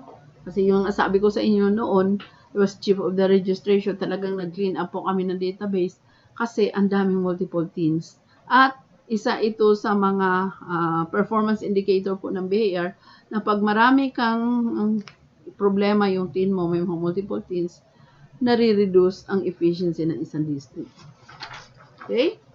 So, I have enlightened you on the registration ng 1903. Ito yung mga corporations, non-profit organizations, cooperatives, no? At saka government agencies. Okay? Meron lang po ma'am, parang share si Ma'am Rhea Soriano Yes! sa BNB. Thank you, ha? Thank you, thank you. Kasi daw nung nag-apply daw po Apa. sila sa pang BNB, ni-require po kami ng notarized financial statement. Justify na yung asset ni applicant ay less than 3 million po. Okay. Yun yung share. So, yun yung parang additional na requirements sa atin. Kasi nga sabi ko, di ba, pwedeng less than 3 million para maging qualified ka. So, hiningan sila ng affidavit. No? Palagyan mo nga ito ng tubig na mainit. Okay, yan eh. Hindi. Palagyan ng mainit na tubig. Okay, so shout out po tayo sa ating mga YouTubers, no? Nandiyan pa kayo. Okay. Yung isusunod ko yung mga mga tax updates natin, no? Mga updates natin. Yung mga bago.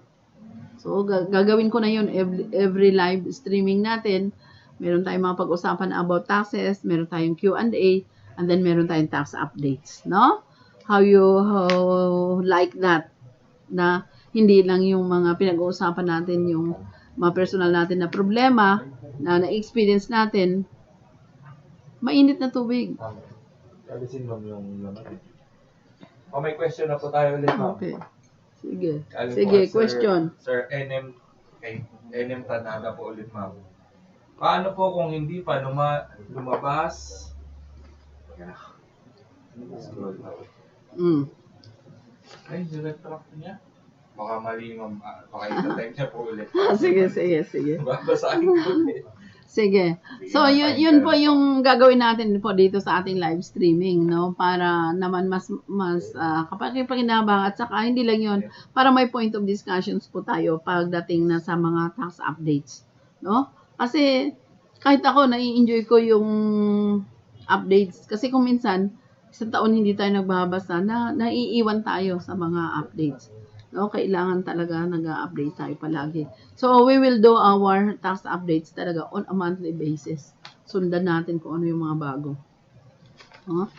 For that updates natin ngayon, ito yung i-discuss ko sa inyo, ito yung Republic Act number 11364.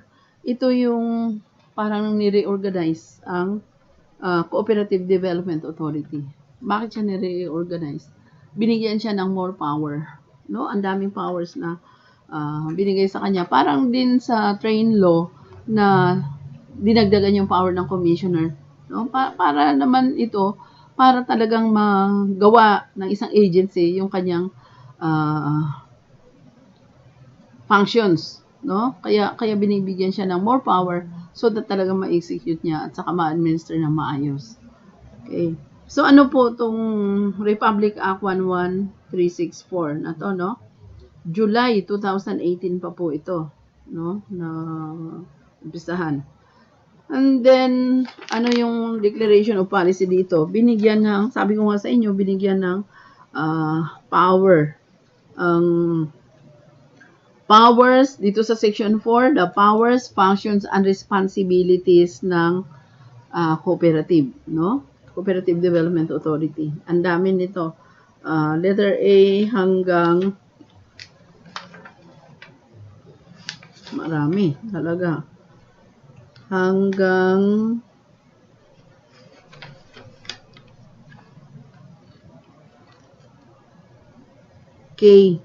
dalawang KK. Ibig sabihin, yung ABCD bumalik na kaagad. So, KK, doble na. So, i-highlight ko lang sa inyo kung ano yung power na binigay sa kanya ng batas, no? Ito.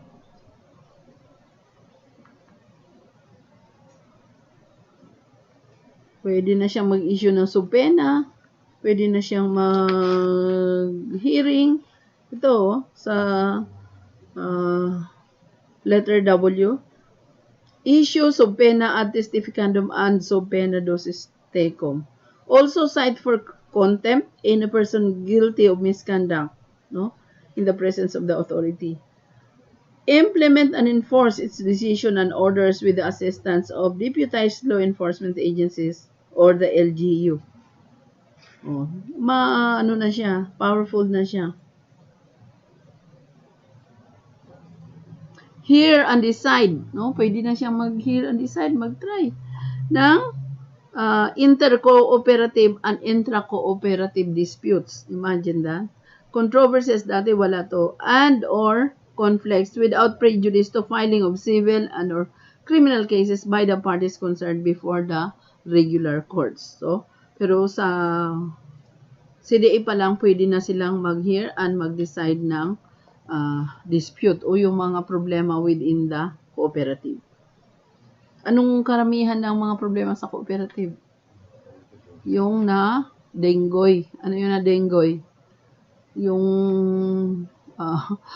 kasi may isang pumunta sa akin, no, na konsulta kasi nag-train ako sa compliance ng CDA sa PICPA.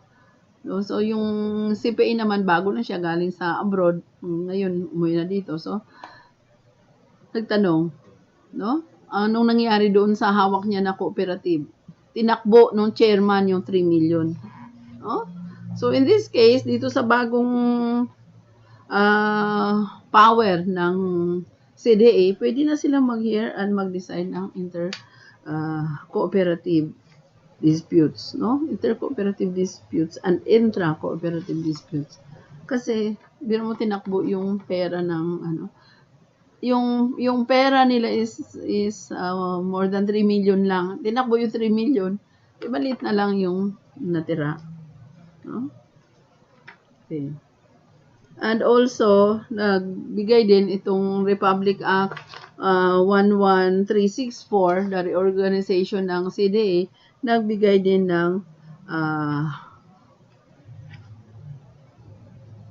body, which is the Board of Directors, and then yung mga functions at saka duties and responsibilities ng Board of Directors para sa makatulong ma-administer talaga ang CDA or the Cooperative Development Authority, no? Pero nakalagay din dito yung mga sanctions, no? Removal from office, the term of office, and then the qualification of the chairperson and members of the board ng CDA. Okay? So, to mahigpit din ang registration for tax exemption kasi 'di ba ang cooperatives talagang exempted siya from the payment of taxes. So ang nangyayari dito bibigyan din ng paghihigpit yung pagbigay ng exemptions, ng tax exemptions. And then yung prohibitions na yung pangalan mo, lagyan mo ng co-op or cooperative na hindi ka naman registered sa CDA. So, dapat hindi. Okay. So, marami yan ha. Actually, malaking sektor po itong ating cooperatives. No? Super dami ng cooperatives natin sa Pilipinas. No? At saka iba-ibang sektor yan sila. Ano yun? Meron silang cooperative in the agriculture sector, ang dami niyan, no? Sa education. So, ang purpose po talaga ng cooperatives, bakit binigyan din sila ng incentive ng gobyerno? Para makatulong at mapabilis po ang development sa Pilipinas. Kaya, tinanggalan sila ng taxes. No? Okay. Yun po. at gagawa pa ng implementing rules and regulations ang CDA dito sa Republic Act 11364 para mas lalo siyang madali i-implement and i-administer. Yan po yung purpose ng implementing rules and regulations. Pero as right now, meron na tayong batas talaga reorganizing the CDA. No? So, malaking bagay. Kasi nakakatulong. Ito yung isang bago pa, Revenue Regulations 18-2020 po. Ito yung in-exempt na rin. Diba dati, nag-exempt tayo sa mga sakit sa high blood, diabetic. Yun yung in-exempt sa atin noon. Ngayon, pagdating na ng beginning yun ng January 2020 na yung mga diabetes, high cholesterol, and hypertension, exempted na sila sa VAT, no? Ano ang dinagdag dyan? Ano dinagdag dyan? Sa letter B, B. Ito namang mga gamot sa cancer, mental illness, yung mga naloko de amor siguro to. Tuberculosis, yung mga may TB, and kidney diseases. Beginning January 1, 2023, exempt na rin po sila sa VAT. So, wala pa, 2 years pa. No? Kasi 2020 pa lang ngayon. Pero nakalagay na dito sa Revenue Regulations number 18-2020 under Republic Act number 11467 na magiging exempt na itong gamot sa cancer, mental illness, tuberculosis, and kidney diseases. Kasi right now, yung exempt natin, yun lang medicines for diabetes, high cholesterol, hypertension. No? Yun pa lang ang exempt.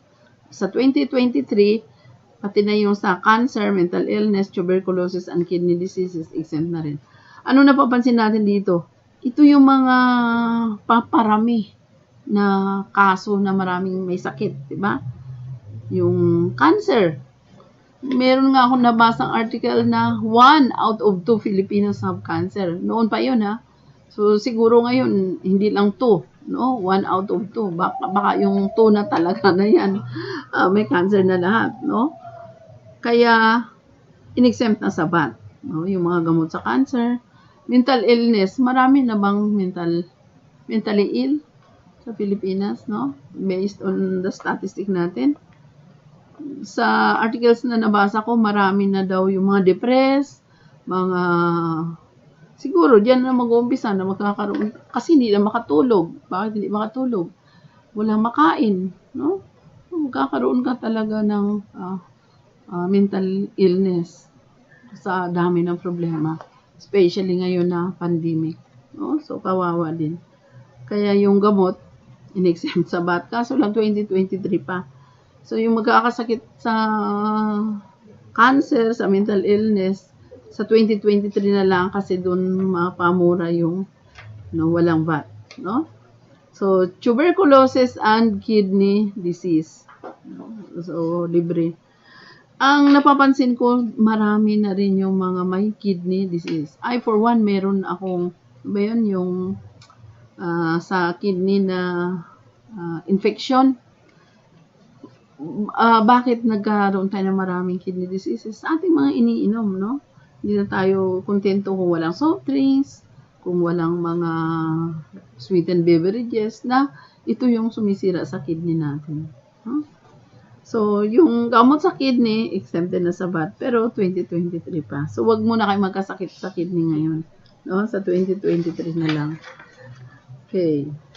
At dito po sa revenue regulations na to, 18-2020, na dito din yung, ano to? Nandito din yung maraming mga gamot dito. Doon nakalista. Saan yung listahan natin? Mahaba yun eh. Yung pangalan ng iba't ibang klaseng gamot. No?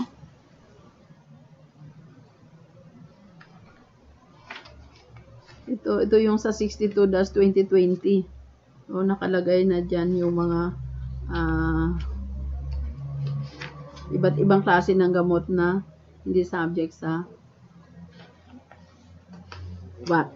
No? Ito yung sa hypertension, diabetes, high cholesterol. Ang dami dito na 18 pages po to. Tingnan nyo na lang. Kung kayo ay umiinom ng ganitong mga klaseng gamot, in-exempt na po siya sa value added tax. No? Ano mga example ng gamot na sinasabi dito? Ito, for hypertension, we have the generic name methyl-dopa. No?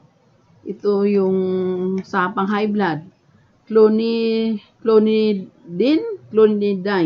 no? Doxazosin, hydralazine, sodium nitroprusside, busentan, ambrisentan, macitentan, no? Ito yung pang anti-hypertensive. And then diuretics para sa kidney to. Hydrochlorothiazide, metolazone, indapamide, furosemide, butyronide, taurinide. No? So ito, tingnan na lang po natin. Pero ang ibig lang sabihin po dito ng gobyerno, hindi na po siya sinubject sa value added tax. So malaking tulong po sa atin, especially, alam niyo na itong klaseng mga sakit na to, pag meron ka, ano na to maintenance na nandyan na talaga. Hindi na to yung magkasakit ka lang ng 3 araw, 5 araw. Nandyan na talaga yan. Ang tawag dito maintenance na hindi na to one time lang. Kaya siguro nakita ng gobyerno sa atin na yung mga may sakit na ganito mahihirapan, tinanggal ang value added tax, no? So malaking tulong din sa atin. Okay, may mga question pa? Anong oras na? 10:05 mo. Okay. Maaga pa pero hanggang 10 lang naman tayo, di ba? Okay. Hindi, bali, kasi nag-umpisa naman tayo ng 8:30, no? Okay. So, masarap matulog ngayon kasi malamig. So, yung ating mga YouTubers matulog ng maaga. No? So, siguro ito na lang i-discuss kung panghuli sa inyo yung application for registration ng 1904. Ito pong 1904 na form, ito yung may transaction ka lang with the government under Executive Order 98. Pero, pag nandiyan na yung ating PhilSys ID, wala na rin silbi po ito. No? Kasi yung PhilSys ID na yung gagamitin.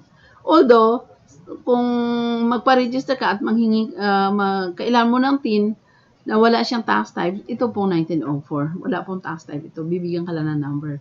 Kasi, saan ito ginagamit? Halimbawa, nagbenta ka ng lupa. No? Hindi naman yan recurring. One time lang. 1904 ang bibigay sa inyo. So that walang tax type, hindi ka magkaroon ng open cases. So, saan po ginagamit itong BIR Form 1904? Under Executive Order 98. Ano yung Executive Order 98? Lahat ng tao na may transactions with the government dapat mayroong tax identification number. At pag may transactions ka sa gobyerno, wala ka namang business, wala ka namang trabaho, 1904 po ang gamitin na form. Okay. One-time transactions, ito yung nagbenta ka ng lupa. So, hindi naman araw-araw ka nagbenta, one time lang. So, ito na ang gamitin mo. One-time transactions for foreign nationals, so non-resident foreign corporation, non-resident foreign partnership, passive income earners. Ito po yung gagamitin natin pag nanghingi tayo ng BIR, ng TIN sa BIR. No? Bakit nanghingi? Ang sabi ko, kasi wala pong bayad ang TIN. No? Hindi nga hingi po ang tawag dyan. Dapat pag kumuha tayo ng TIN sa BIR. No? Okay. So, may mga requirements po siya as to the taxpayer's name, taxpayer's address, no? So, fill up nyo na lang yan and then, bibigyan na po kayo ng tax identification ng BIR. Dadalhin po ninyo itong 1904 sa BIR District Office. Ang importante po dito are the attachments. So, ano po yung mga required attachments of these documents? For individual, any identification issued by an authorized government body, no, can be birth certificate, passport, driver's license that shows the name, address, and birth date of the applicant, and also the passport. In case of non-resident alien not engaged in trade or business. So, pwede rin passport. For non-individual, any official document by an authorized government agency or municipality that includes the name of the non-individual and the address of its principal office in the jurisdiction in which the non-individual was incorporated or organized, or the articles of incorporation and the certificate of residence. No? So, yun po yung attachment dito sa BIR 1904. Shout out po tayo sa lahat nating mga YouTubers, sa lahat na ating mga subscribers. No? So, sana hindi kayo magsawa. Kahit mapagod tayo. Kahit ating magsawa dito sa ating live stream. Next time, magdadala na po kami sa inyo ng mga tax updates. No? Kung ano yung bago. Let's have a point of discussion here.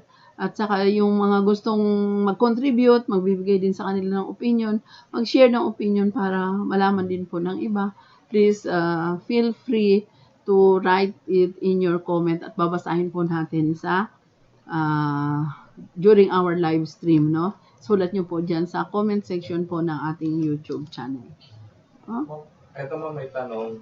Okay. Si Ma'am Baby Johan Magsino po ulit. Paano daw po pag yung receipt kumupas na? Kailan po i-check ni BIR? Ang pag-check po talaga sa ang pinakauna talaga, kasi ang sabi sa atin, magpiprescribe na kasi yung case in 3 years. Pero, during the time of Commissioner Hinares, in-extend niya yung pag-keep ng records up to 10 years. So, 10 years po talaga, itago natin yung ating mga resibo. And sabi niyo, paano pag kumupas na? Yung kumukupas na resibo, yun yung mga thermal paper na ini-issue ng mga cash register machines. And for your information, mag-uumpisa na nung train law, binawal na po yung thermal paper. So, dapat yung mga thermal paper, yung mga kumukupas na resibo, hindi na yan nila ginagamit na ngayon. But since kung noon pa yan, yung mga resibo mo at kumukupas na, ang ginagawa po dyan ng iba, pinapa-xerox.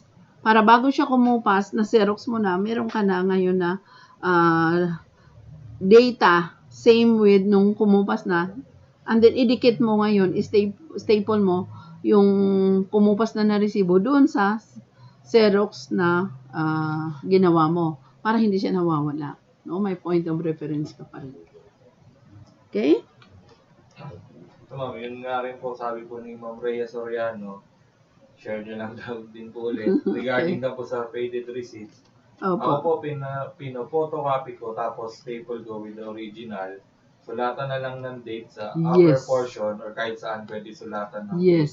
Para kahit mag-fade, may copy pa rin. Yes, thank you. Kay Ma'am Rhea Soriano, thank you po. Thank you for sharing, no? Kasi talagang mahihirapan kayo pag nag-fade na. And then, pag faded na yung inyong resibo, wala na po yan siyang evidentiary value, no? Kasi wala kang makita, paano ka?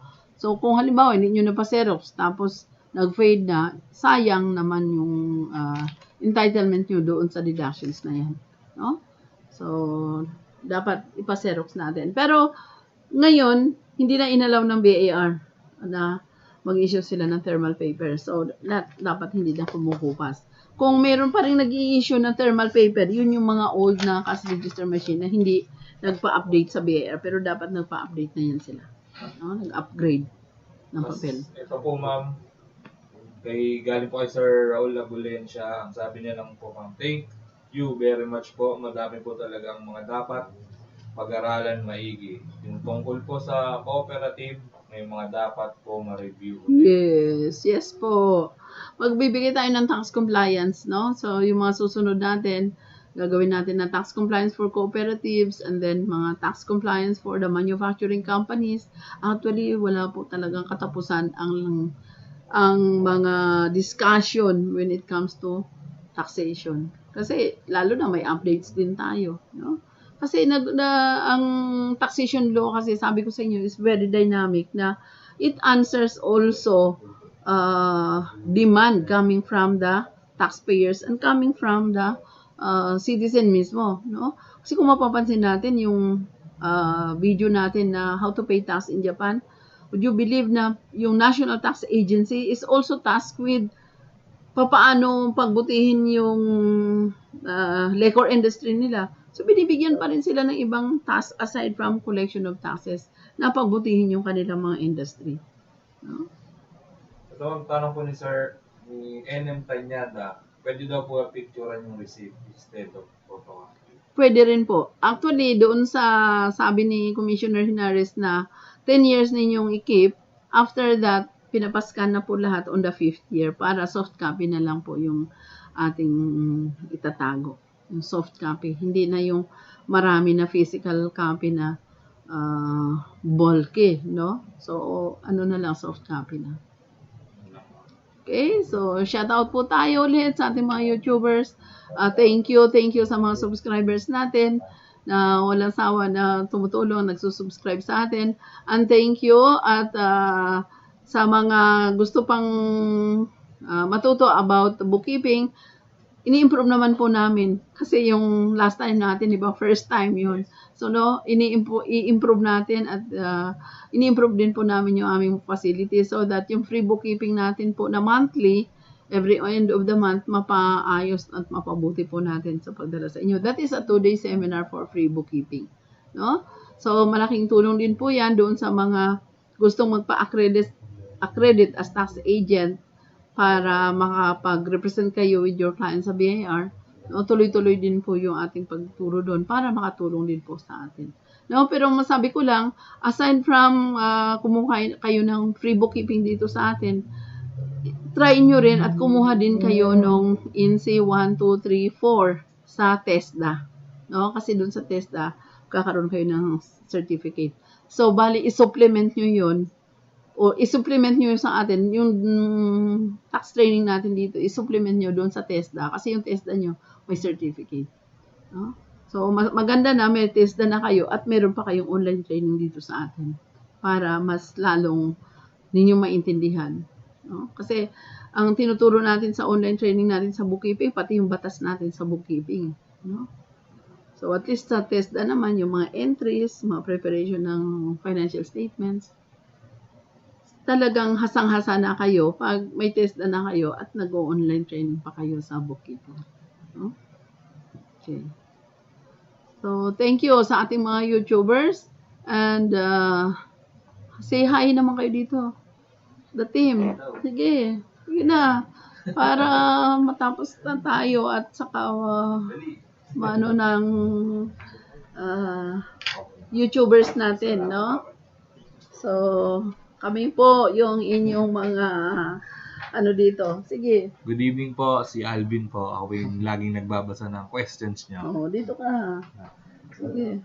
Yes. Good evening po.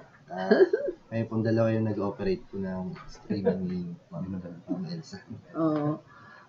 Sinong dalawa? Sinong isa? Anong pangalan? Charles. Ako po si Charles po. Nagmo-monitor po nung streaming po. Direct Charles. Okay, so thank you very much po at mag-live streaming po tayo ulit sa Tuesday, no? At hopefully next week magkaroon na kami ng mga bagong videos on tax training, no?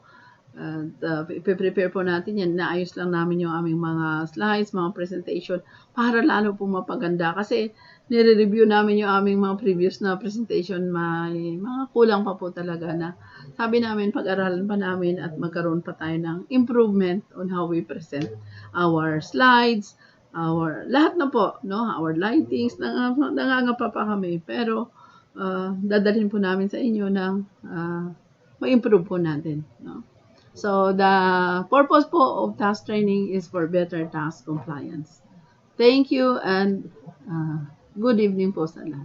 Stay safe.